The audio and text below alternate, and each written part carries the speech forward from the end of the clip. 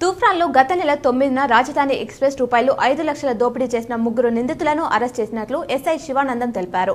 మసాలాల వ్యాపారం చేసే నిజామాబాద్కు చెందిన ఓ వ్యక్తి బస్సులో వెళ్తుండగా అతని వద్ద ఉన్న రూపాయలు 5 లక్షలు చోరీ జరిగింది. పోలీసులు కేసును నమోదు చేసుకుని దర్యాప్తు చేపట్టి మహారాష్ట్రకు చెందిన సూరజ్ డికోలే, సంతోష్ డికోలే, అర్జున్ను అరెస్ట్ చేసినట్లు ఎస్ఐ తెలిపారు.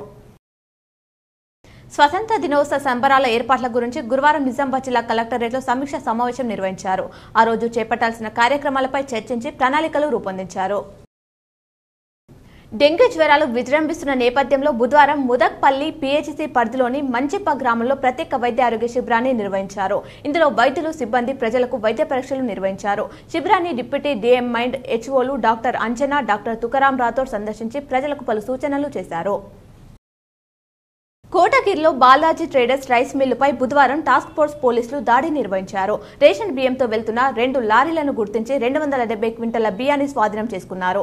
మిల్లు యజమానితో పాటు మరో ముగ్గురిపై కేసు నమోదు చేసినట్లు ఎన్ఫోర్స్మెంట్ డీటీ నిఖిల్ రాజ్ తెలిపారు. మెడికల్ అడ్మిషన్ల విషయంలో ప్రభుత్వ నిబంధనలు సరిగ్గా లేవని మాజీ మంత్రి హరీష్ రావు విమర్శించారు. కాంగ్రెస్ ప్రభుత్వానికి ఏ అంశంపై స్పష్టత లేదు. కనీస అధ్యయనం లేకుండా ఎంబీబీఎస్ ప్రవేశాల కోసం ప్రభుత్వం జీవో తెచ్చింది. దీనివల్ల మన పిల్లలే మన రాష్ట్రంలో స్థానికేతరులుగా మారే అవకాశం ఉంది.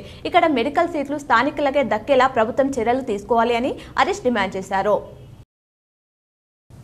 నిజామాబాద్ జిల్లాలోని శ్రీరామ్ సాగర్ ప్రాజెక్టుకు నీటి ఇన్ఫ్లో గురువారం ఉదయం 9 గంటలకు 9,500 క్యూసెక్లుగా ఉన్నట్లు ప్రాజెక్టు అధికారులు తెలిపారు. అవుట్ఫ్లోగా 3,883 నీటిని వదులుతున్నామన్నారు.